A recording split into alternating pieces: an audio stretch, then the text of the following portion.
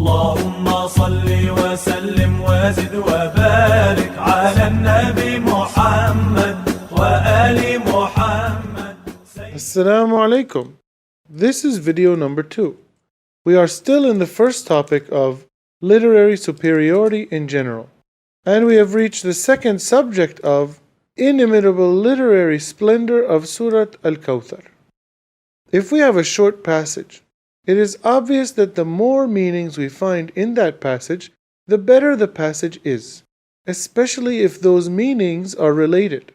Each additional meaning that can be found adds to its literary excellence. One cannot request proof that the author actually had in mind all those meanings. One cannot say you are overreaching. From the literary point of view, the passage is just great, especially due to these multiple meanings. Subsequently, analyzing any such passage deeper and deeper is always acceptable, which applies by force to the Quran, viewing its claim and challenge of inimitability. So let us analyze Surah Al-Kawthar in a little depth.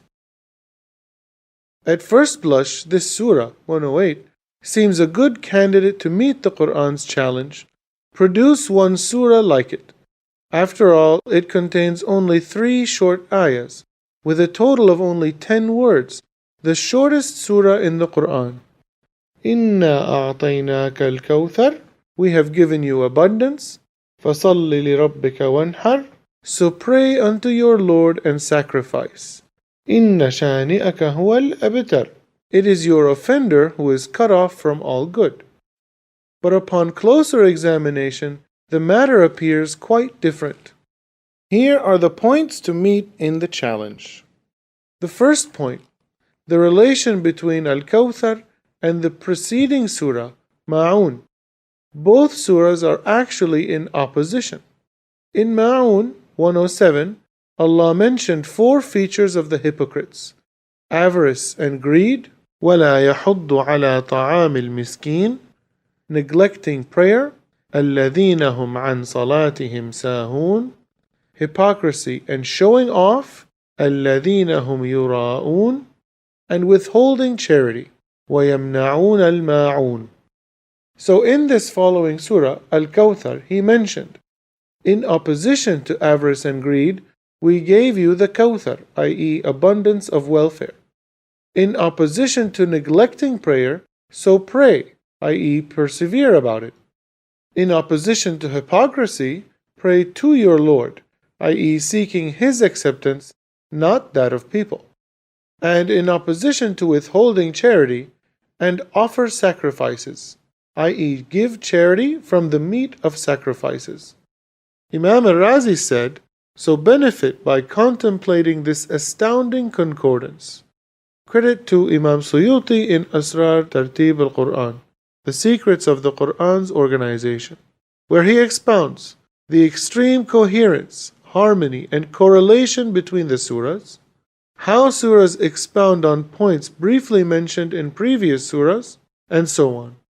The second point, the relation between Al-Kawthar 108 and the surahs preceding and following it. This surah summarizes the 15 surahs before it, 93 to 107, mentioning how Allah honored Muhammad, and prepares for surahs 109 and others to follow it. Indeed, in the previous surahs, Allah reassures Muhammad of the favors He granted him. In Surah 93, Al-Duha, He says, did He not find you an orphan, so He sheltered you, and found you wandering, etc. 94. Al-Sharh. Have we not expanded, relaxed your chest, and removed from you your burden, etc. In Surah 95, At-Teen, Allah honored him by taking an oath by his city. Secondly, by informing him of saving his nation from hellfire. And thirdly, by informing him of giving his nation great reward. 96. Defeat of his enemies and getting nearer to Allah. 97. Honored him with the night of power being better than 1,000 nights, that the angels will descend then, and that it will remain with peace until dawn. 98. That believers, his followers, are the best of creation, their reward will be paradise, and Allah is well pleased with them. 99. Honored him that the earth will inform, that they will see their deeds, that they will receive their rewards, even as small as an atom. 100. Honored him by taking an oath by the steeds of his nation's fighters, and providing 3 features about them. 101. That the weight of the actions of his nations will be heavy. They will be in a satisfied state, with their enemies in a hot fire. 102. Threatening those rejecting his religion of seeing hellfire, of seeing it with certitude, and of being asked about their previous pleasures. 103. Praising his nation of being believers, doing good deeds and guiding people. 104. Threatening his enemy of not benefiting from his money, of entering hellfire and having it locked behind him. 105. Mentioning how Allah warded off the unbelievers, sent birds throwing stones on them, and made them like consumed crops. 106. Mentioning how Allah harmonized between His people, fed them, and protected them from fear. 107. Criticizing His enemies' treatment of orphans and the poor, of not honoring Allah, and opposing charity by others. Thus, in these 15 surahs, Allah strengthened him, preparing him for the command to follow in the next surah. 109. Say, O disbelievers, I worship not what you worship, which would lead to severe repercussions from many of the unbelievers, most people on earth at that time. Simply stating, I do not worship what you worship, and spreading his message resulted in severe hostility and harm. Moses and Aaron said, We are fearful, when Allah sent them to the Pharaoh. But for Muhammad, everyone on earth was a potential Pharaoh. So Allah strengthened him in this superb manner, ending with the surah under study, Al-Kawthar, summarizing the above 15 surahs. We have given you abundance, to calm down his potential worry from declaring his religion to all creation. The surahs to follow next strengthen him further by giving the good news of victory, surahs 110 and 111. Then lay the foundation of belief, surah 112, to establish after this victory. Credit to Imam al-Razi in his tafsir, also quoted by Imam Suyuti in his other book, Tanasuq al-Durar. In that book, Imam Suyuti cited the marvelous relationships between several successive surahs, relationships between the beginning and ending of surahs, and relationships between ayahs within surahs. So please remember that meeting the Qur'an's challenge must also include such an intricate weave of relationships. Note, although we do not have a chronological match of each of the above surahs with the corresponding events in the life of Muhammad, peace be upon him, yet the majority of them coincide, therefore confirming that this ordering of the surahs did strengthen the Prophet indeed. Additionally, the Qur'an is addressed to the whole nation. Thus we also benefit from all the above concepts after the fact, each time we contemplate the superb wonder of these correlations. The third point, expounding slightly further about this surah. In only 10 words, this surah contains an unbelievable multitude of features of literary excellence. We will now cite a few of these features in order to appreciate the order of magnitude of the Qur'an's literary inimitability.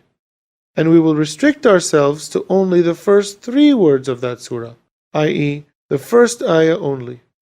We start by repeating 4 points from our previous video. 1. Symmetry and opposition between 2 persons in its first and last ayah. 2. Symmetry and opposition of last 2 words of the first and last ayah, Kawthar and Abtar. 3. Mastery of cadence and rhyme. 4. Phonetic mastery. This ends the 4 points from our previous video. 5. Now we discuss the topic of linguistic tools or rhetorical devices, called wujuh al-balagha in Arabic, translated as facets of eloquence. Translated in summary from Imam Razi at Tafsir al-Kabir, with credit to YouTube/LoveAllah328 for many points. Starting the surah by "We have given you abundance" has the effect of appropriately putting to rest the slander by the Prophet's antagonist, that Muhammad ﷺ is cut off. 2. Using the royal plural we have emphasizes the greatness of the one speaking. 3. The greatness of the one spoken to. 4. And the greatness of the gift spoken about. 5. Starting with a pronoun, inna, we. The sentence can work without it. It could have been أعطيناك الكوثر, which is a complete and correct sentence. But since abundance is a great gift, a doubt could rise about it in some minds, sheerly because of its magnitude. Therefore, starting with the pronoun inna emphasizes the fact that it is Allah giving this great gift. It is us, your Lord, who have given you abundance. Therefore, this promise will be fulfilled, regardless of its magnitude. 6. Emphatic article, inna, the same article. The emphasis on inna denotes exclusivity and honoring. It is we who have given you abundance, only we and nobody else. للاختصاص. 7. Starting with the article inna indicates an oath in Arabic, therefore adding more emphasis. We give you an oath that we have given you abundance. للقسم. 8. Word choice of أعطيناك, we have given you. This word may denote small gifts as well as big ones, such as we gave you 1 penny. An alternative word could have been آتيناك, which denotes only great gifts, such as we granted you the Quran. آتيناك سبعا من المثاني والقرآن العظيم. This nuance, the possibility of the gift being small, indicates that the enormous abundance, Kawthar, is small when compared to other gifts that will also be granted to him. It's like someone telling you, I start by throwing in this small gift of $1 billion. So imagine what subsequent big gifts will be. 9. Word choice of Inna a'tainaka fasalli. We have given you, therefore pray, etc. is requesting something in return for the gift of abundance. This is a transaction of exchange. It indicates possession of the gift as permanent property, not to be taken back. 10. Word choice of we have given you, instead of specifying an attribute such as we have given the prophet, or we have given the messenger, or the righteous subject, etc. This denotes sheer divine prerogative of choice and honoring, and not because of any specific attribute in Muhammad. 11. Prophecy. This surah was revealed in Mecca, when he was prosecuted, and did not have the financial means to offer sacrifices. Therefore, the promise of abundance is a prophecy that he will prevail over his enemies and will have financial means to offer sacrifices. 12. Past tense. This emphasizes the prophecy. It is over and done with, decided since eternity. 13. Past tense. Since the gift is already given, this emphasizes again that it is sheer honoring and not in return for prayers or sacrifices. 14. Word ordering. Saying we have given you before commanding to pray and sacrifice denotes that the divine gift of guidance, included in abundance, comes before our acts of worship. It is their cause, not their result. So if the gift was in return for righteous actions, its magnitude would have been commensurate with these actions. It would have been limited. But since it is due to divine unlimited generosity, it will be commensurate with that unlimited generosity. Therefore, this abundance will be endless, continuously increasing. 15. Grammatical shift, iltifat, from past to present. The ayah starts with the past tense, أعطيناك, we have given you. Then at the end of the surah, it shifts to the present tense, هو الأبتر. He is the one cut off.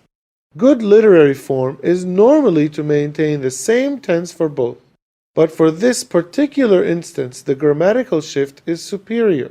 It emphasizes the meaning of the initial past tense, have given you, the meaning of guaranteed gift, that it is a done deal indeed.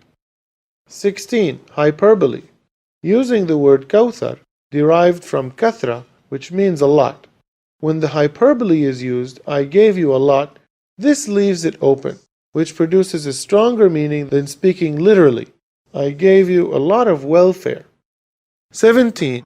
Superlative form, Kawthar.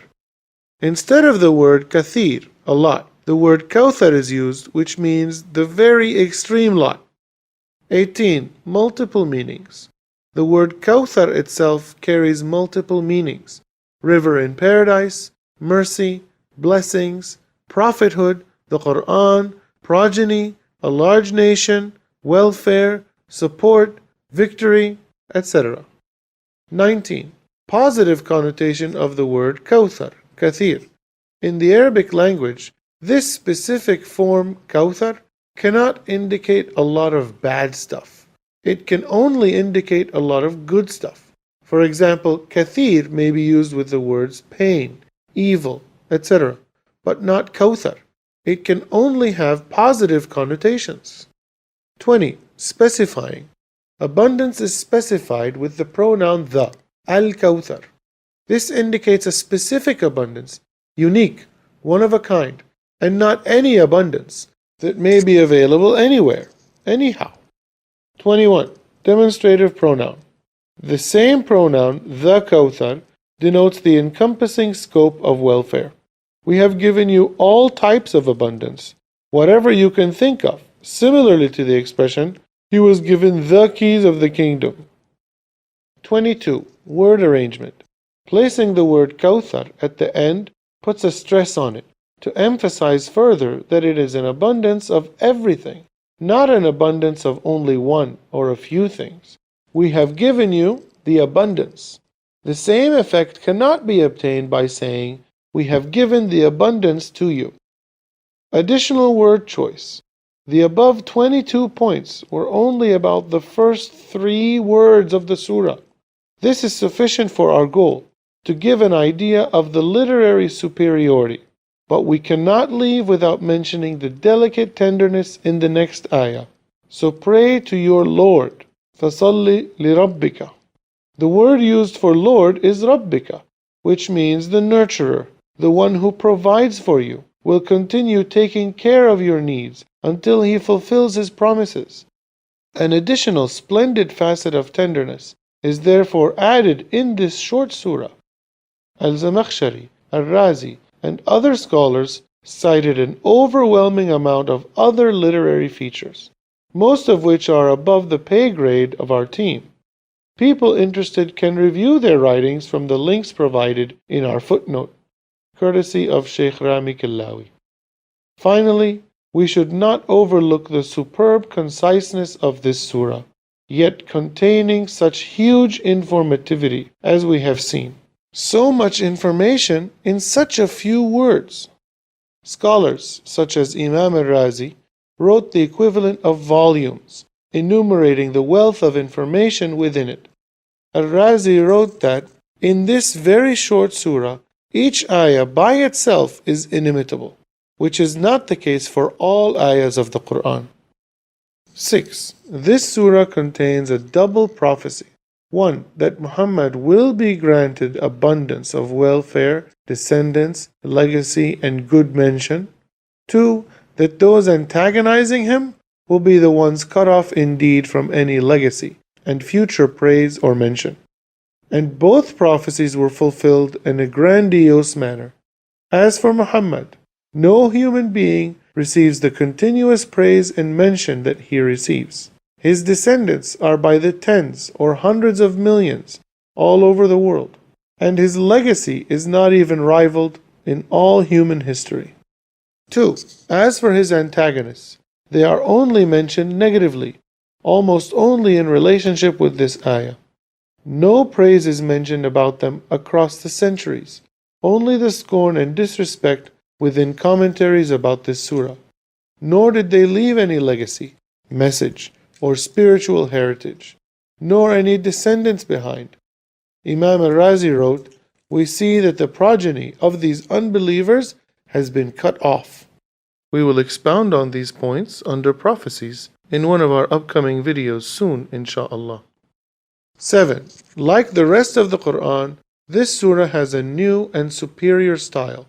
not only with superior eloquence, but also unlike any Arabic prose or poetry. The Qur'an's challenge was never met, even in this short surah. We only find poor imitations, merely rephrasing and plagiarizing the ayahs one by one for this surah, and for similar short surahs, in very poor literary mimic, sometimes ridiculously grotesque, as we will translate next, and as we also cite in our Arabic footnote, missing the important feature of originality of the Qur'an's style. 8. Also, like the rest of the Qur'an, this surah impressed expert opponents. Musaylima, who claimed prophecy, implicitly accepted its excellence by trying to imitate it, as we will see. Here is how other passages of the Qur'an impressed Muhammad's direst enemies, sallallahu alaihi wasallam. Al-Walid ibn al-Mughira, one of the leaders of Quraysh's idolaters, was deeply affected after listening to the Qur'an from Muhammad. Abu Jahl pressured him, "Say something to let your people know you disapprove of it." Al-Walid answered, "What would I say? None among you is more knowledgeable about poetry than me. It has sweetness and elegance. Its beginning is plentiful, its ending bountiful, and no human speaks like that." Abu Jahl said, "Your people will not be satisfied with you until you speak against it." Al-Walid said, "Let me think." Whereupon he said, "This is magic, which he got transmitted from others." Later in this discussion, we will see again how such explanations are the final resort when people are faced with the undeniable wonders of the Qur'an. Opponents must therefore become impressed to such a degree, finding no other explanation but magic and the like, therefore implicitly agreeing to its superiority. 9. This surah also contains guidance, wisdom, and social benefit. As for guidance, in its middle ayah, first it commands to pray, connecting with our Creator. As for wisdom, it then provides the guidelines against hypocrisy. Pray to your Lord, not for the sake of being praised. And as for social benefit, it finally commands generosity and charity. Give sacrificial meat to the poor. Musaylima missed this combination in his imitation. He plagiarized the words, "So pray to your Lord," but missed the important command of charity which follows them. Other passages from Musaylima's Qur'an do not need commentary concerning their ridicule in general, let alone concerning the requirement of providing guidance. Here is one example. Let the viewer judge for himself. "O frog, daughter of the frogs, croak the way you croak. Neither the water do you muddy, nor the drinker do you stop." And from another source, half of you is in the water, and half is in the mud. And here is another example. The elephant. And what tells you what the elephant is? It has a miserable tail and a long trunk. For fairness, we must add that, like most other Arabs, his passages did have rhyme. In summary, meeting the challenge of Al-Kawthar, the shortest surah in the Qur'an, must therefore fulfill the following conditions.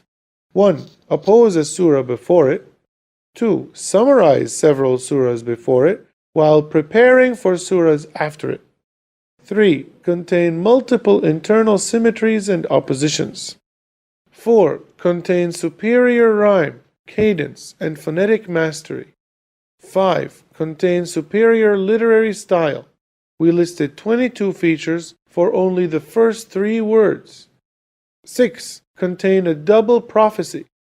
7. Have an original, unique literary excellence, able to compete with the points we are listing now, without being a mere imitation of the Qur'an's distinctive style. 8. Impress expert opponents with its new style. 9. Contain guidance, wisdom, social and spiritual benefit, etc. One may say, come on, this far-fetched analysis can be done to any good literary passage. Well, the answer is, try to do it, and succeed. We love and respect Shakespeare's excellence, And here are two beautiful quotes from him. It is the east and Juliet is the sun. And to be or not to be, that is the question. So please, meet the Qur'an's challenge and show us the above 9 features combined, here or in any other passage or for any other writer, noting that the coexistence of these points is of the essence in this challenge. We have finished our discussion of Surah Al-Kawthar. In our next video, number 3, we will continue the linguistic inimitability by discussing correlation of the surahs and utilization of rhyme, cadence, and phonetics. Then, insha'Allah, we will discuss in video number 4 the amazing and undeniable numerical miracle of word counts in the Quran. Wassalamu alaikum.